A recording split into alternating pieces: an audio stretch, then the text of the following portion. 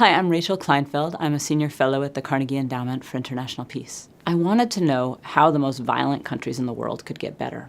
And it turned out the most violent countries in the world weren't at war. They were countries like Brazil and Mexico that were facing a huge amount of internal violence. The common wisdom for countries like this is that they're too weak, and that to help them fight back against drug gangs and cartels, you needed to strengthen the security services, give them training, give them equipment, help them fight.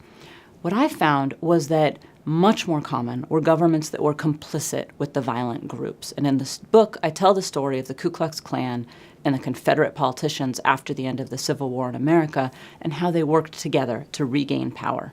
That turned out to be the key in many, many other countries. What you saw were politicians that weren't directly stoking violence. They were allowing impunity for violent groups.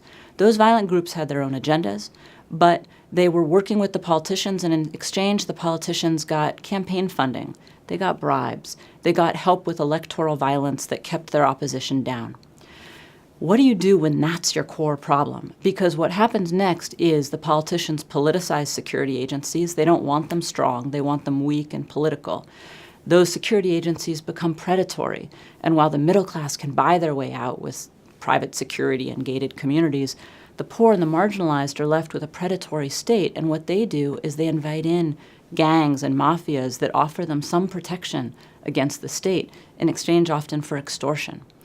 When that is the problem with violence in your society, you can't solve it by just helping the victims or fighting the perpetrators. You actually have to get rid of the governing order. And so part 2 of the book talks about successful countries that did that. And the path was very similar in many of those countries. It started with the middle class. The middle class had to decide, instead of voting for more repression to fight the violence, we're going to vote for a fairer society, a society that protects all members, and to decide that they really were one society with poor and more marginalized parts of the country.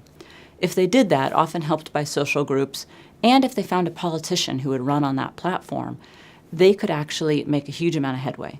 But the politician had to be good. The politician had to be savvy enough to both offer inclusion to the poor parts of the country, at the same time really fight the violence, and at the same time often use what I call dirty deals to offer the violent some reason to have a stake in society, some level of impunity. That's a hard triumvirate to manage. Often it was different politicians that managed different parts of it. If they could do that, though, you could really move forward, and then society could start self-policing. And this was really the key. In the book, I talk about society and the state as the sand and the sea. They exist in this very inextricably linked relationship. And as the state does its job and starts to govern for all of its people, society can do its job and self-police and take care of itself. And as that happens, you can't get rid of all violence. These countries that have really broken apart, they stay somewhat broken. But you can get rid of a huge amount and make these societies places where a sixth of humanity, which is affected by this kind of violence, can contribute their talents to the world. And that is a mission that I think we can all get behind.